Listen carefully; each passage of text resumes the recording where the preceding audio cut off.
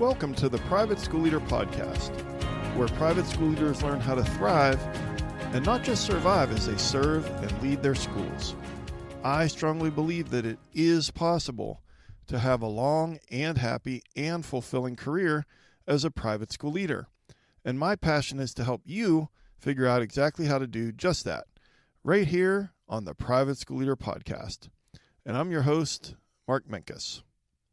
So on October the 17th, 1995, Kyrie and Brielle Jackson were born at the Massachusetts Memorial Hospital in Worcester, Massachusetts. Now, Kyrie and Brielle were born at 28 weeks, so they were really early. They were really underweight. Actually, each of the twins weighed right around 2 pounds. So Kyrie was putting on weight in the days following her birth, but Brielle was having some problems, and she was having difficulty breathing, and her oxygen levels were dropping. And there was a nurse on duty that night named Gayle Kasparian, and Nurse Gayle, she tried everything that she knew to calm Brielle. You know, she held her, she sang to her, she had her dad hold her, she wrapped her up in a blanket, she suctioned out her nose, but nothing worked. And as the minutes went by and turned into hours, Brielle's crying just became uncontrollable. Her condition worsened, and her whole body started to turn blue. But what Nurse Gayle Kasparian did next broke hospital protocol, but it also changed the course of neonatal care around the world. So I want to tell you the rest of that story, but I want to tell you before that today's episode of the Private School Leader Podcast is about extraordinary empathy, the hug that changed everything. So stick around, because I want to tell you how this story ends, but also tell you how this applies to you as a private school leader. So before we get into that, just quickly, I want to tell you I have some good news and some bad news. And whenever someone says that to me, I always say, always bad news first. So the bad news is, I have a question. Are you feeling exhausted? Are you feeling overwhelmed at school? Are you feeling like the tyranny of the urgent controls your day most days? And if you answered yes to any of those questions, the bad news is that you're probably in survival mode. But the bad news gets worse. Because if you stay in survival mode turns to burnout, and then burnout turns into your body pulling the emergency brake. But I have good news. You can get out of survival mode in 6 weeks. You just need a plan. And that's why I created the survival mode escape plan. And there's 3 simple steps: 6 weeks of live group coaching with other private school leaders who are trying to get out of survival mode at the same time as you. And then I'm going to teach you strategies of how to make it better. So just imagine that in survival mode, you're kind of down in this hole. And I'm going to put a ladder down in the hole, and that ladder is the strategies that you'll learn to get out of survival mode, to get out of that hole. And then the part 3 is that there's a private Slack community where you can post and get encouragement and share wins with the other school leaders that are going through the same thing as you. Doing something difficult is always easier when you do it with someone else. So if any of that sounds like I'm describing you, or sounds like something that you need, then go to theprivateschoolleader.com/escape plan to read more. And like I said, you can get out of survival mode in 6 weeks. You just need a plan. So the privateschoolleader.com/escape plan. And then I have a resource that I want to share with you. It's a free 45-minute masterclass. This is a video webinar training, and it's called Winning at School Without Losing at Home. And this 45-minute video webinar comes with guided notes, and it will do exactly what the title says. It will help you be successful, organized, and energized at school while still taking good care of yourself and your family. And that might sound too good to be true, but I encourage you to check it out. It's free. That's the privateschoolleader.com/winning to grab your masterclass, Winning at School Without Losing at Home. Just go to the privateschoolleader.com/winning and grab that free masterclass. So back to our story.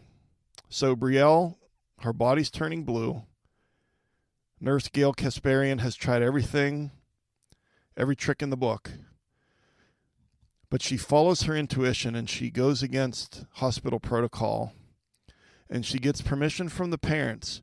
And what she does is she takes Kyrie, the healthy little girl, and she puts her in Brielle's incubator right next to her. And almost immediately, Brielle snuggles up to Kyrie, and Brielle puts her arm around her healthy sister, Kyrie. And almost instantly, Brielle's blood oxygen saturation levels went up significantly. Almost instantly, she began to breathe more easily. Her frantic crying stopped, and her pink color came back. She wasn't blue anymore. This is in less than an hour, in minutes even. And then over the following weeks, Brielle's health improved, and the nurses and the doctors and the hospital staff, they were amazed. And this new technique that is now called twin stabilizing is something that is used all over the world in neonatal units. And not just that. The research at the Heart Math Institute suggests that the proximity of their two hearts helped the weaker sister get better. And that changed childbirth all over the world, where in 1995, it wasn't a common practice to immediately lay the baby on the mother's chest. Now, that is very common practice all over the world, so that they can bond, and those two hearts that are beating are so close to each other. And so now we've got Kyrie and Brielle are 30 years old. They just had their 30th birthday in October. And the logical question that you might be thinking right now is, that's a nice story, but what the heck does that have to do with me? Well, the title of today's episode is Extraordinary Empathy, the Hug That Changed Everything. Brielle putting her arm around her healthy sister saved her life. And when it comes to this story, I couldn't help but think about empathy. And I've talked before about how empathy needs to be one of your superpowers and how important empathy is, et cetera, et cetera. But today what I want to do is just tell you 6 things. 3 reasons why empathy is needed today more than ever, and 3 strategies to help you display extraordinary empathy at school.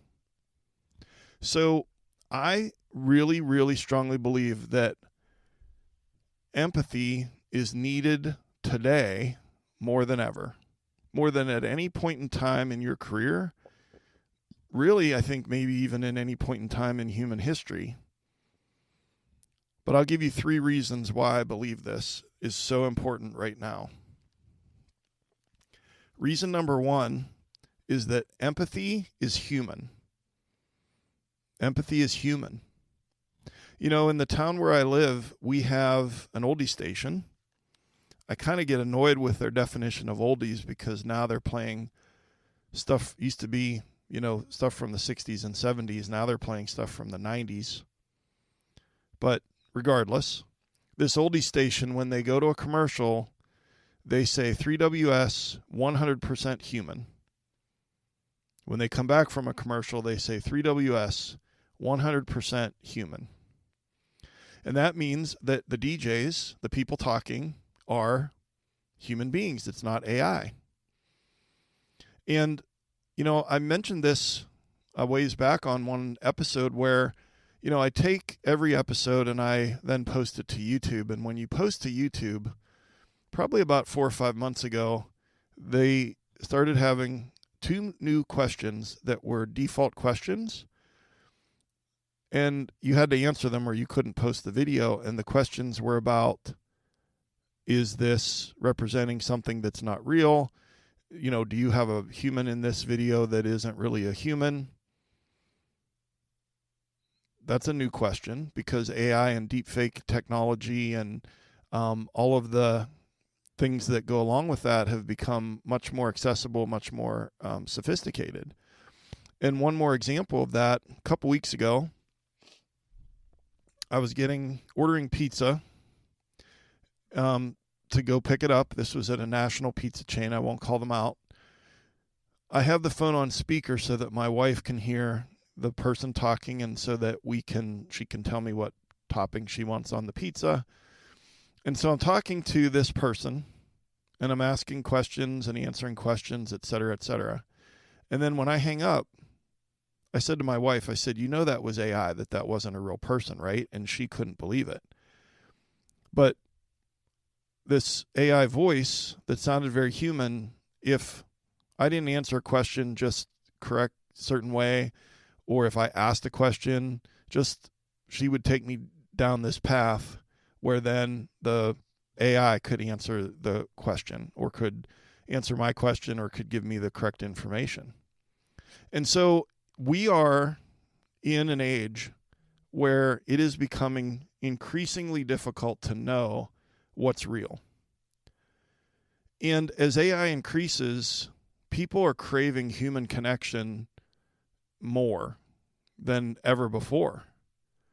And you would think with social media proliferating or the internet and just the ubiquitous nature of social media that we would feel more connected. But the survey results show that Americans feel more disconnected and more lonely now than at any point in the 250-year history of our country. So the reason that empathy is so important for you to display that at school, reason number 1 is that empathy is human. Reason number 2 is that empathy is rare. And rare things are remembered. That handwritten note, that handwritten thank you note, it's so rare, but you remember it. Maybe, it's on my bucket list to see the Northern Lights. And where I live, that's something that is extremely rare. 2 of my daughters have seen the Northern Lights. My point is that when that day comes, and I hope it does, I'm going to remember that because it's such a rare occurrence. Well, why is empathy so rare?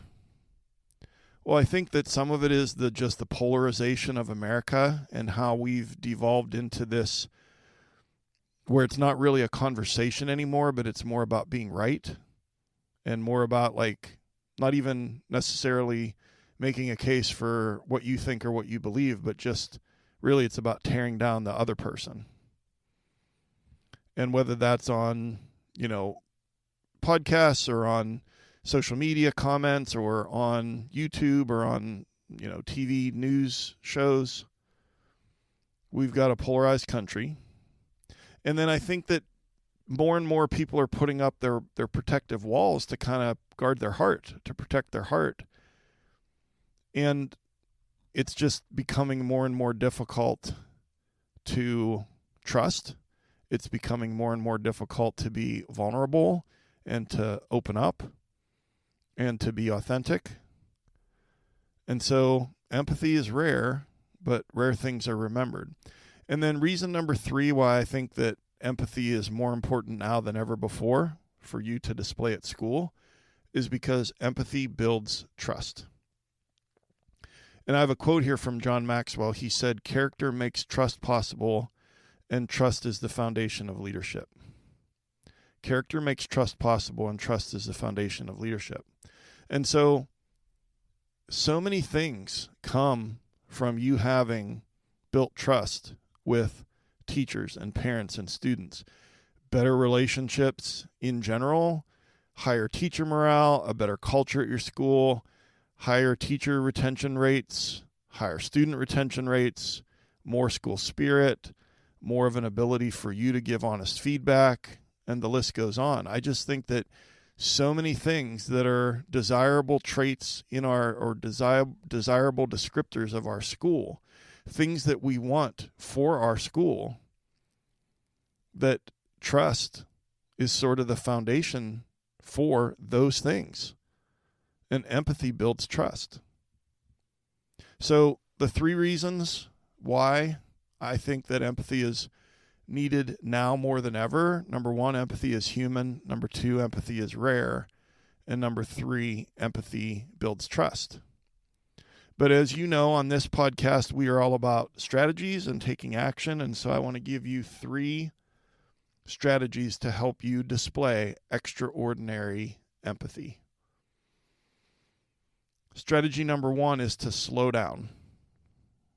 Just slow down. And that is so much easier said than done, because you're playing whack-a-mole with your hair on fire and you've got a little fire extinguisher clipped to your belt and you go around and you're putting out fires all day. And it's so hard when you're going 1,000,000 miles an hour at school to then all of a sudden someone pops into your office and says, "Hey, do you have a minute?" Or stops you in the hallway. "Do you have a minute?" And then they tell you something that's hard that they're going through. It's hard to have empathy in that moment because your mind is racing and it's hard to slow down. You know, a parent gets you at the soccer game or at the basketball game. Number 1, that's a really hard place to have a conversation, and you probably usually tell them that. But my point is that when you're on and you're running around the school and the tyranny of the urgent is impacting your day, that it is very difficult. It's almost like you get whiplash from like slamming on the brakes, to slow it down from putting out fires to actually like listening, active listening, body language, eye contact, not interrupting, all of the things. And I saw a quote one time and it said, "Empathy is the first casualty of a chaotic day."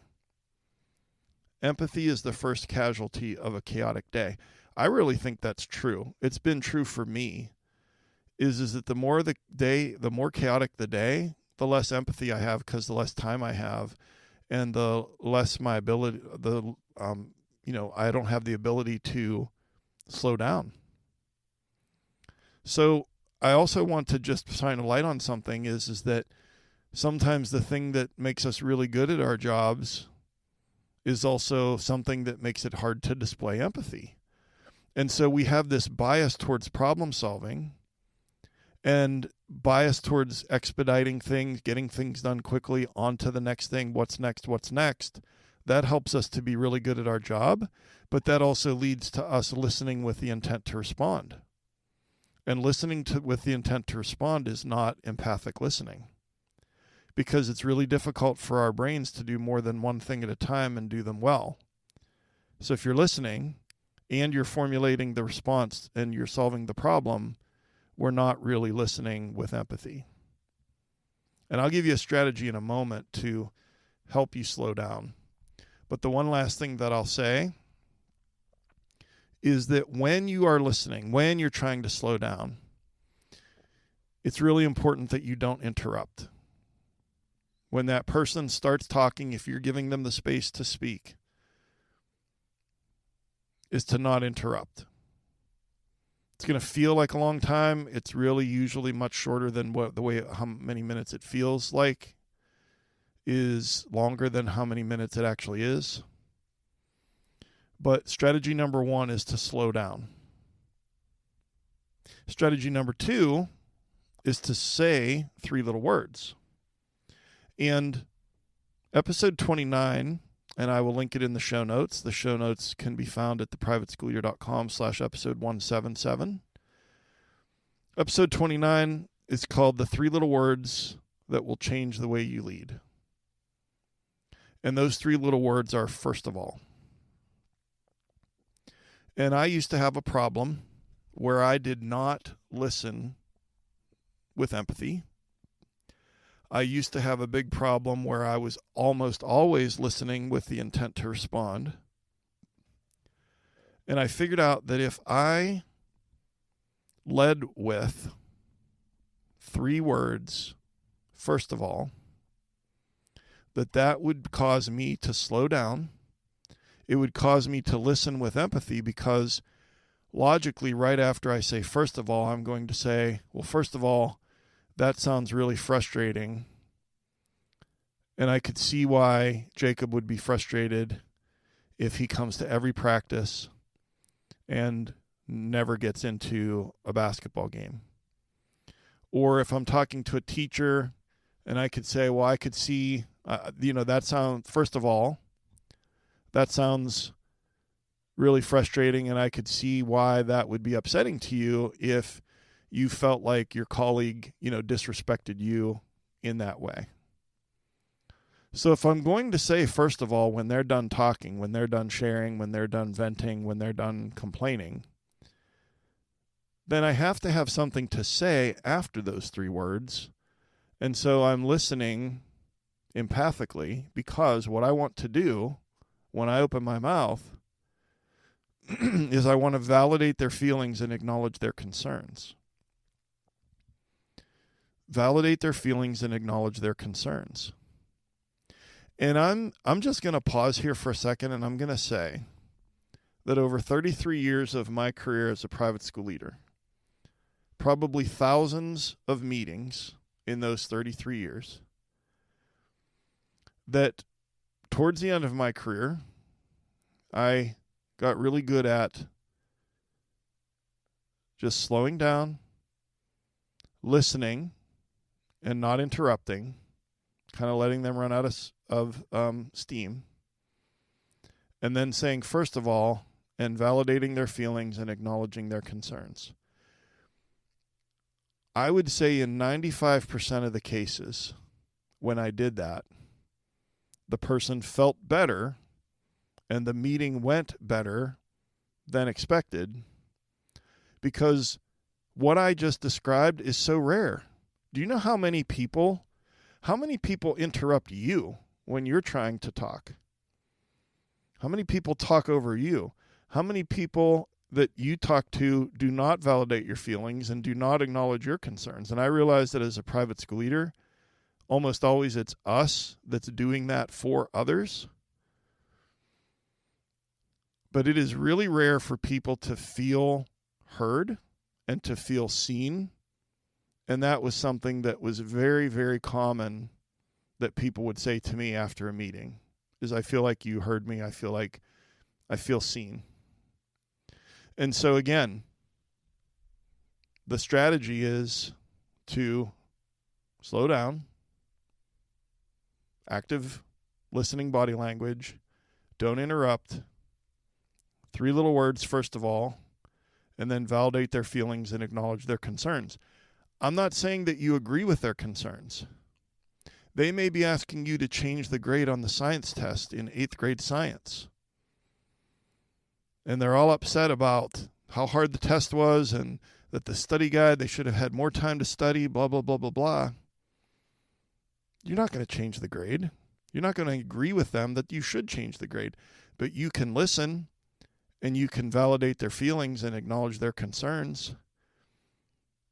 First of all, that sounds really stressful for Sadie, that she would get a grade on that she would earn a grade on that science test that she was lower than she expected.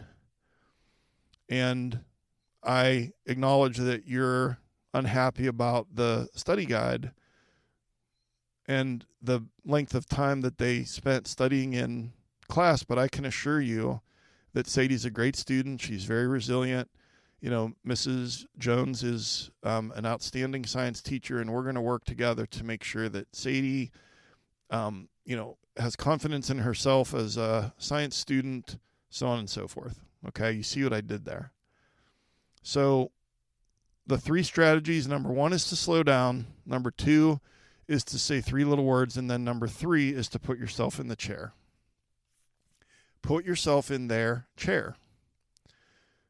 We say that empathy is about putting yourself in someone else's shoes or seeing things the way that that person sees them.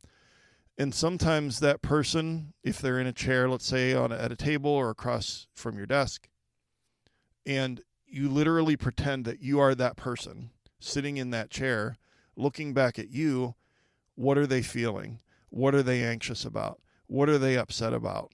What's the real problem behind the first problem? What's the root cause of this? What's going on with this person? And usually when people are upset, most of the time, what is at the root of it, maybe they're masking it with anger and yelling, but most of the time it's coming from a place of fear and anxiety. So what is it that they're anxious and fearful about? Well, let's go back to Sadie's parents, who are all upset and they don't think this science test was fair in 8th grade, and they want me to change the grade. They want the teacher to let her retake the test. And they're raising their voice and they're upset. At the root of that, they're anxious because that low grade makes them think they're scared that maybe she's not ready for high school. Maybe she's not ready for what's next. And so I'm not saying that this is all about us listening so that we change policy and that we change grades and we take away detentions and all of that kind of stuff. What I am saying is that if we can lead with extraordinary empathy, it will change everything, and it will make meetings go more smoothly, and it will help you in so many different ways. So what are our big takeaways from today's episode? Well, first of all, I told the story of the hug that changed everything, and how these two sisters in the Neo-Natal unit in Worcester, Massachusetts, one turning blue, that when her healthy sister was put in there next to her, Brielle put her arm around Kyrie, and immediately she got better. That was the hug that changed everything. And from that lesson, I want to shine a light on extraordinary empathy today. And the 3 reasons why I think it's needed today more than ever. Number 1, empathy is human. Number 2, empathy is rare. And number 3, empathy builds trust. And then the 3 strategies to help you display extraordinary empathy at school is number 1, slow down. Number 2, say 3 little words. The words are first of all. And number 3, put yourself in their chair. And your call to action for today's episode, I gave you 3 strategies. Just take 15 minutes in the next week, figure out which one needs the most work, and then just take 1 action to make it better. And just a quick reminder that if you're in survival mode, I can help you get out of survival mode in 6 weeks. Go to theprivateschoolleader.com/escape plan. And another reminder that there's a free masterclass waiting for you at theprivateschoolleader.com/winning. And that's called Winning at School Without Losing at Home. Free masterclass, video webinar with guided notes, free for you over at theprivateschoolleader.com/winning. And I'd love to hear from you if you get value from the podcast. If you have an episode that has helped you with a strategy, shoot me an email at mark.o.minkus@gmail.com and let me know about that strategy that helped you, or just email me with your biggest pain point right now, and maybe that becomes an upcoming episode. And the show notes for today's episode are at theprivateschoolleader.com/episode 177. I'm on Instagram at theprivateschoolleader, and I'd really appreciate it if you could leave a review and a rating wherever you listen to the podcast, but most importantly, if you could share this with another leader at your school or an aspiring leader at your school. Share the link to the podcast. And I've been your host, Mark Minkus. I just want to say I appreciate you so much and all of your hard work that you're doing for those lucky kids and those lucky teachers at your school. Thank you for taking some of your precious time to join me here today. And I'll see you next time right here on the Private School Leader Podcast. And until then, always remember to serve first, lead second, and make a difference.